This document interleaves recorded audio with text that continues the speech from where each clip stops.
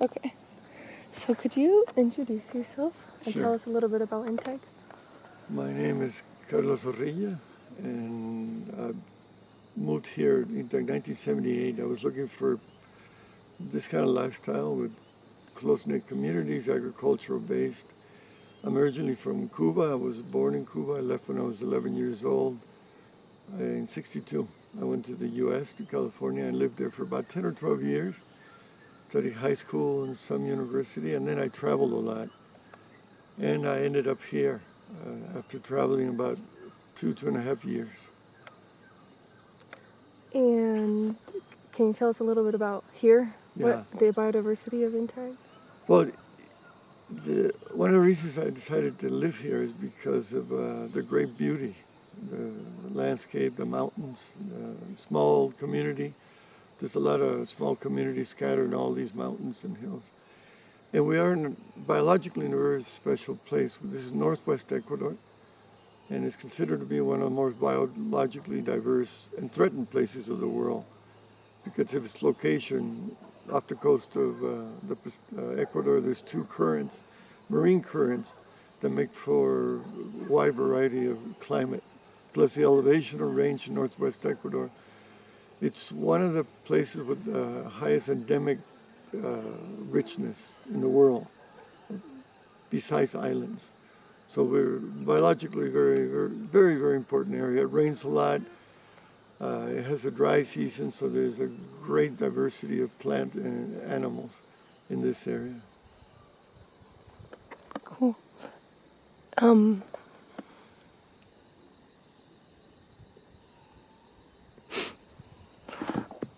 Could you talk a little bit about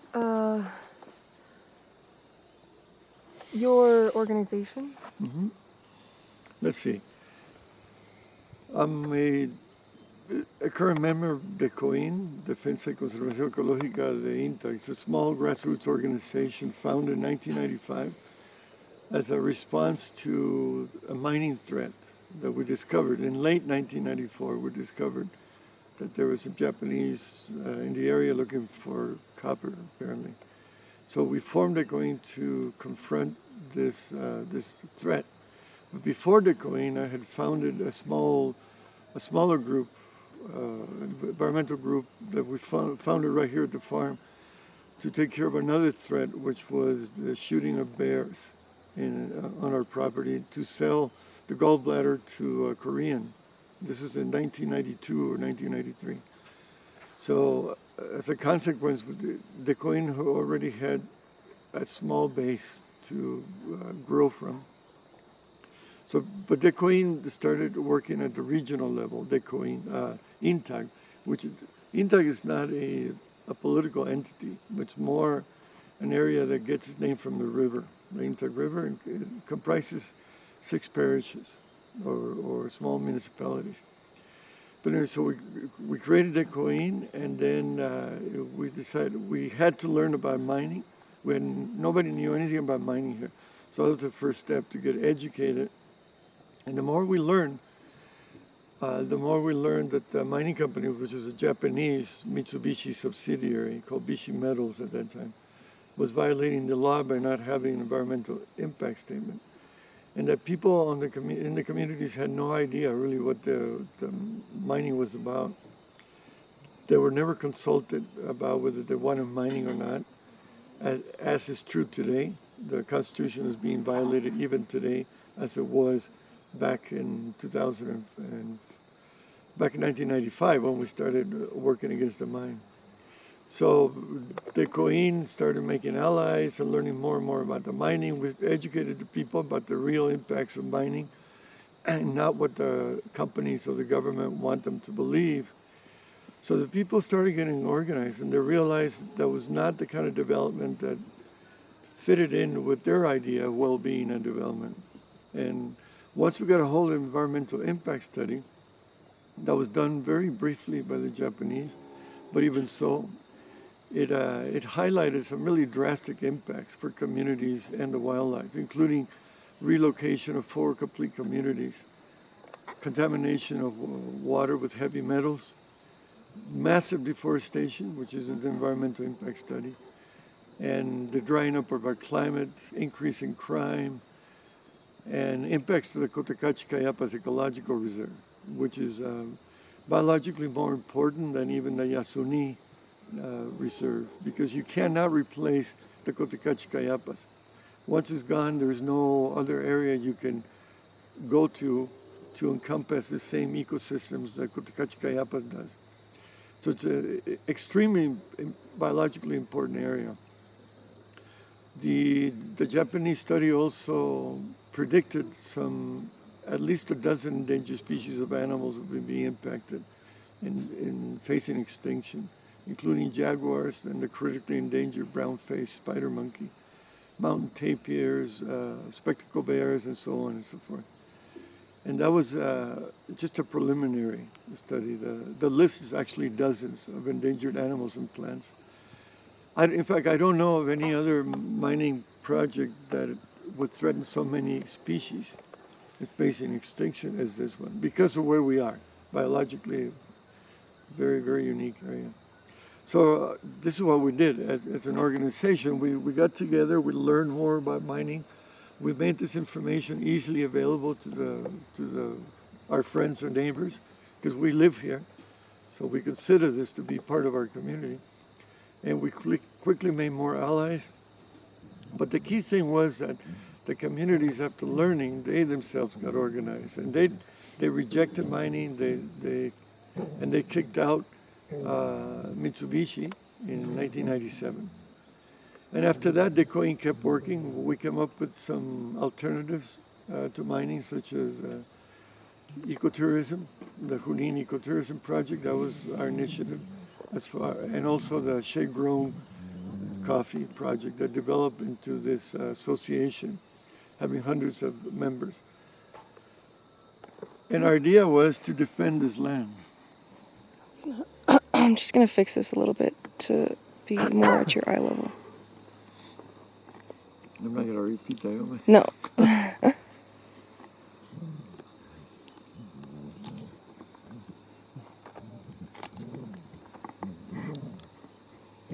Monte is doing a little bit of funny Noises. stuff.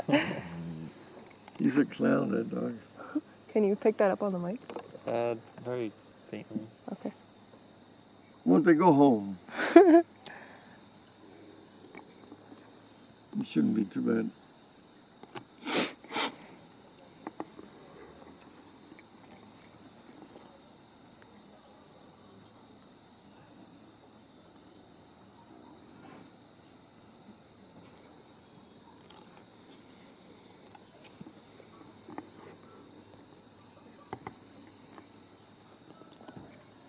No, Monte, a la casa.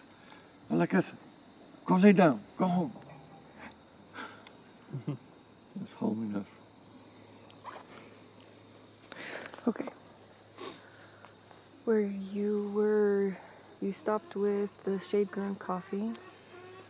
Yeah, so we knew that even though Mitsubishi had left, the copper was still there. And we knew sooner or later somebody would be back. So we helped organize the communities. At that time, we were working closely with the municipality of Cotacachi that was also against mining. In fact, we were able to get all the local governments to oppose mining. And coming up with economic alternatives was part of the plan, because we knew how easy it would be for people to be seduced into working for mining, even though there's short-term employment. So we worked with a lot of people and organizations and kept coming up. Not only us, but other organizations helped to come up with alternatives. Loofah growing, shampoo, soap production, all different kinds of agricultural-based economy and activities. And sure enough, in 2004, the Canadian Mining Company got the concessions from the government, and they also tried to come in.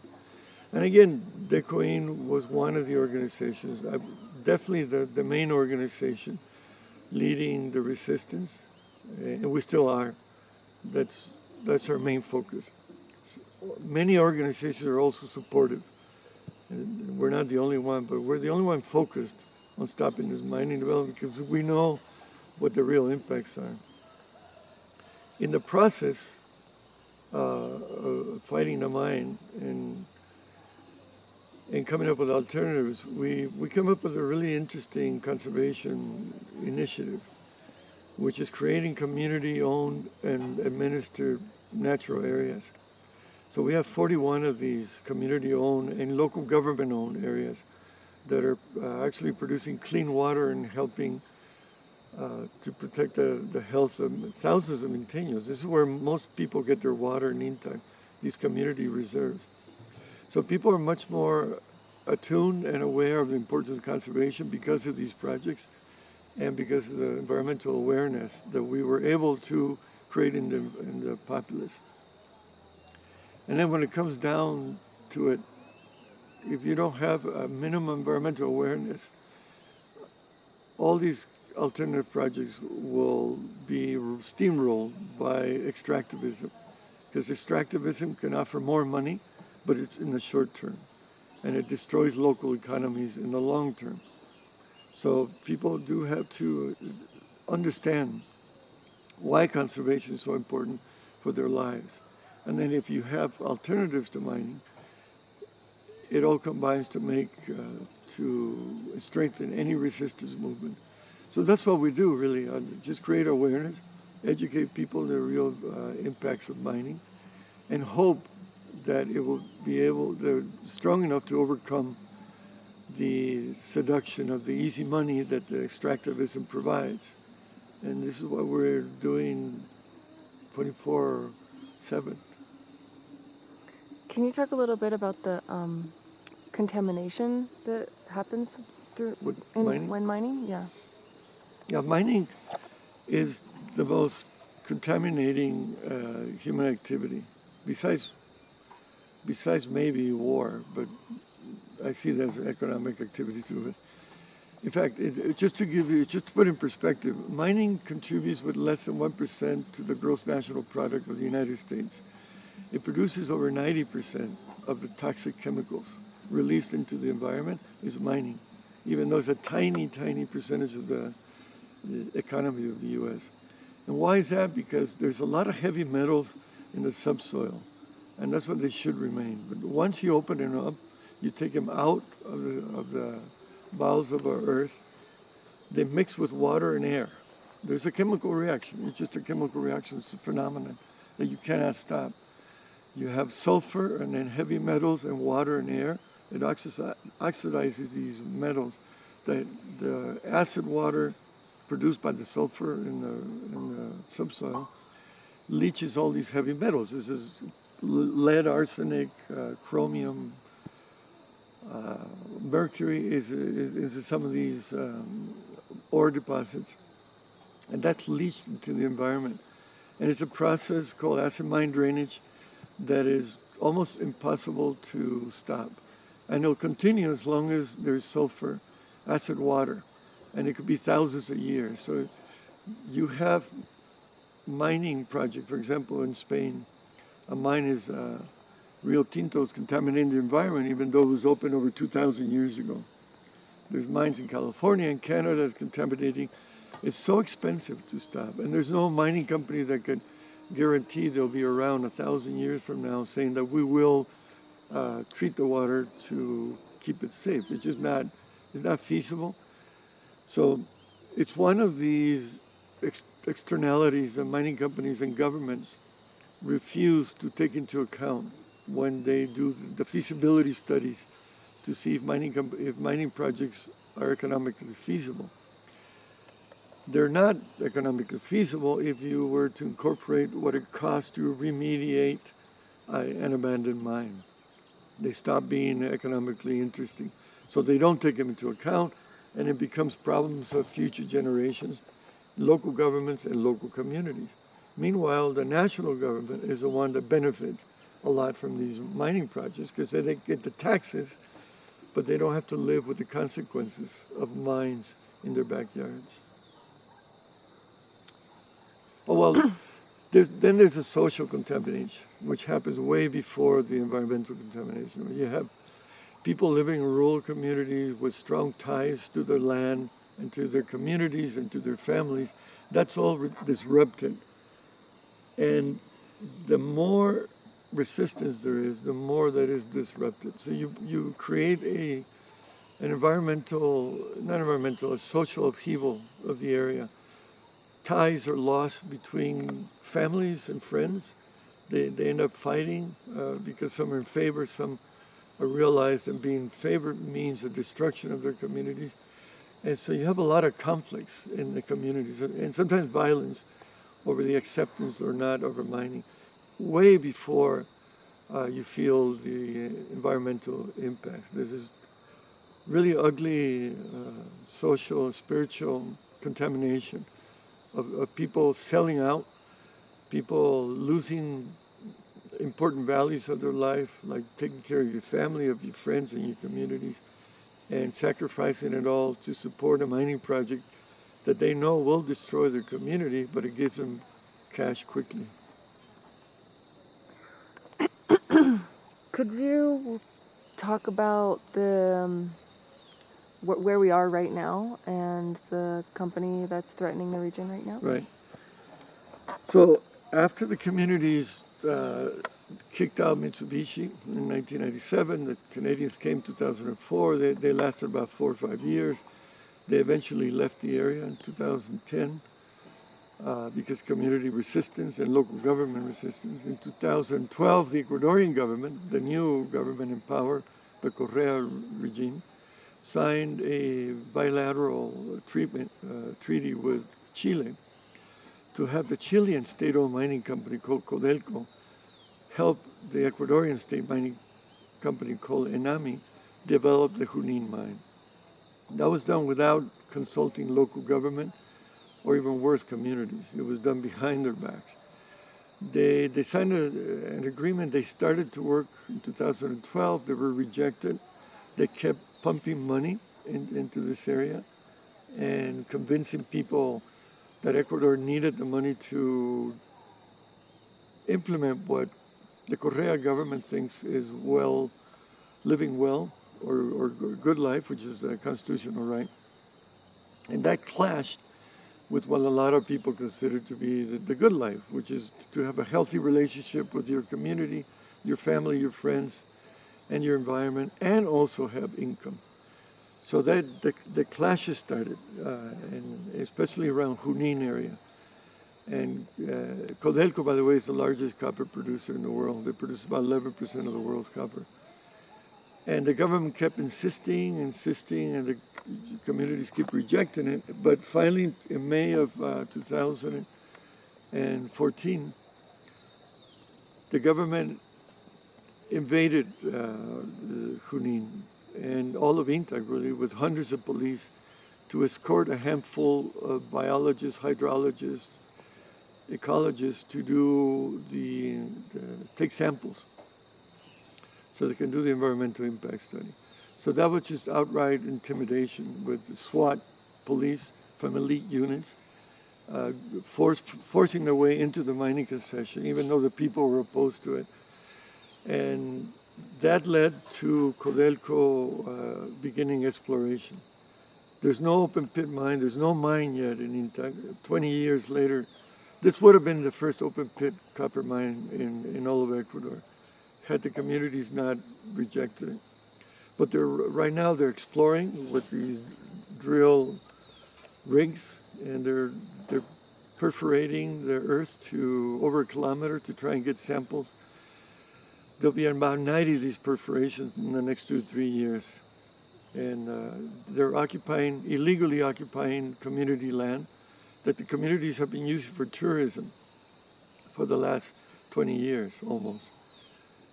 Without permission, without authorization, it's just outrageous illegalities and human rights abuse. Human rights abuse, the month in April, a month before the police raided Intac and imposed de facto state of emergency with loss of civil liberties. A month before that, the president of Junin was arrested. Javier Ramirez was arrested. and charged with a bogus charge of hitting a public employee, which is a mining employee. He was held 10 months in jail without a sentence, and then he was sentenced for the 10 months he had already been serving for striking, for hitting an employee at an event that he was at home at the time with a swollen knee because he had fallen off a motorcycle. So there was no way he could have been at this community blockage of the road when he was accused of hitting this person.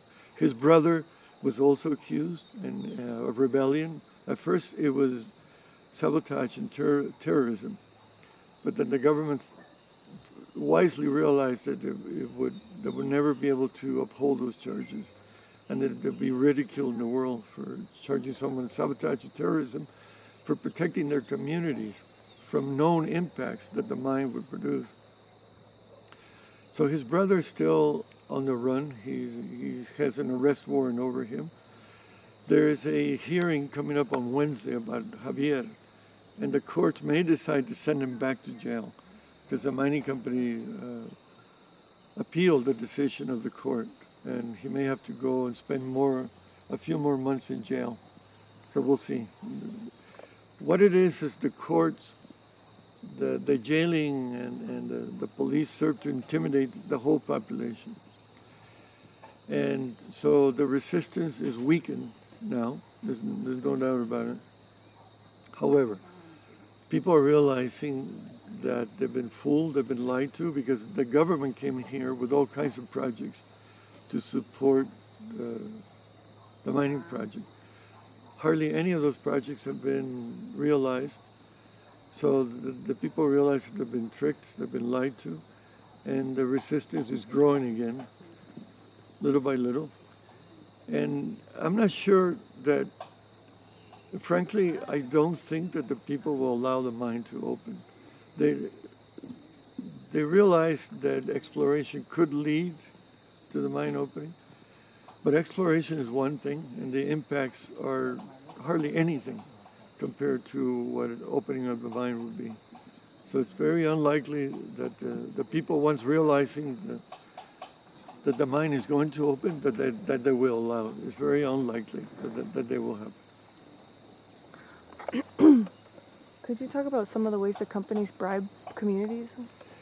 Yeah, there's outright bribes of just keep people money. Mm-hmm. And more than money is offering them jobs.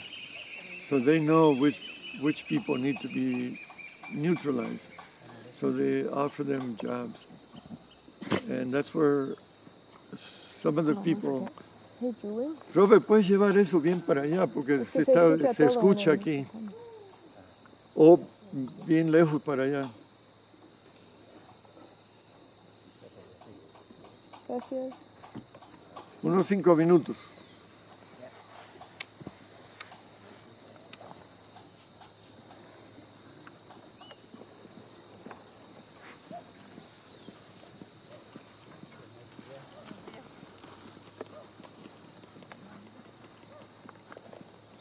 Okay.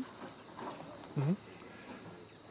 So companies all over the world have these techniques to neutralize people. Let's call it that way. And there are many levels. So the easiest way is for them to offer jobs to keep people, high-paying jobs. So they could be foremen. They could be in charge of several other workers, for example. Or they could be hired to transport the material with horses, which is what's happening in Junín right now. That's the easiest way for them. Another way is just to give them money. And when the Canadians were here, some of my friends were offered thousands of dollars just to sign documents in favor of mining. And some of them being very poor, they rejected it. Some accepted the money. And that escalates. If they don't get their way, it becomes nastier and nastier, and it could lead to what happened with the Canadians in December 2006, when they sent paramilitaries to shoot at people. But they'd rather not use that, obviously, because it makes them look idiotic. And It makes them look bad. They could lose a lot of reputation. So that's what they do. Basically, it's neutralizing people, offering jobs. If you're a local government or a community leader, they'll offer you infrastructure. They'll ask you what you need. You need a school, you need better roads, you need computers in your school, you need new windows for your computer, for your school, and a lot of people go for that.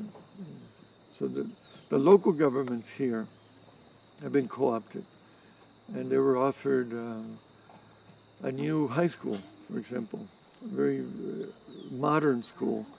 They were offered roads, they were offered even a hospital. None of that has come through yet.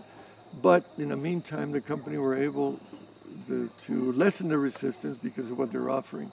And they were able to get into the forest. And that's what Codelco is right now. They're in primary forest that belongs to the community because of all these people people fooled themselves into believing that all this was happening. And could you mention real quick why you think Codelco is coming to Ecuador rather than just staying in Chile to explore? Well, Codelco is running out of viable ore reserves. The ore content is getting lower and lower in Chile, less than 0.5%. So it becomes more expensive to extract copper from these low content ore. So that's one reason. The ore is really contaminated with arsenic in Chile, also here, but more so in Chile. Number 3, electricity is very expensive in Chile. And where most of Codelco's mine is in the Atacama Desert. That's where they are. There's no water in the Atacama Desert. In fact, some mines in Chile are now desalinating seawater and pumping it up to the Altiplano, 3, 4, 5,000 meters above sea level. So it's become, and labor is much more expensive. So for all these reasons, Chile is seeing down the road that they won't be able to mine much longer. At least Codelco is looking at it, and they're looking for other countries to come and ransack. So how could people who don't live here support this cause? Becoming aware, really educated about what the real impacts of some of these large-scale mines are in places like INTA. We're not opposed to mining. We realize we all need minerals. We certainly know there should be some no-go zones, no-go areas that are so biologically important or so hydrologically important that it makes no sense whatsoever to do mining in this area. INTA is one of them. It rains a lot here, unbelievably biologically diverse, and we don't need mining. Ecuador as a whole doesn't need mining. We have this incredible cultural biological diversity that could serve as a base for sustainable development. So the first thing is get educated what the impacts of mining produce, not just here, but all over the world, so we can lessen our demand, so we can consume less as an individual, maybe force investment firms to invest in sustainable development instead of mine, which is not sustainable, instead of mining, and then find ways to support these pockets of resistance, such as INTA, and they're all over the world. Get in touch with the people fighting on the ground and say, what can we do? For example, we're educating kids here, and sometimes we have no money for environmental education. Or the communities need development funding, so they don't get it. They don't look for it from the mining. People need clean water. They may need a clean water system. But so if these communities are opposed to mines, identify what they are and see how you can help them directly, or organizations that are working in the area in favor of sustainable development and against extractivism. Find out how you can help, either through funding, letter writing, write the embassies in your country, demonstrate in front of the embassies of these countries that are supporting extractivism in places like Junín. There's many ways, and if you want, as far as INTAC, You can write to us. We have a website, decoin.org. We have a Facebook, Decoin, DECOIN. And you can follow what's happening here and find ways to get involved. All right. Thank you. Welcome. Yeah, We're just in time for breakfast. Great.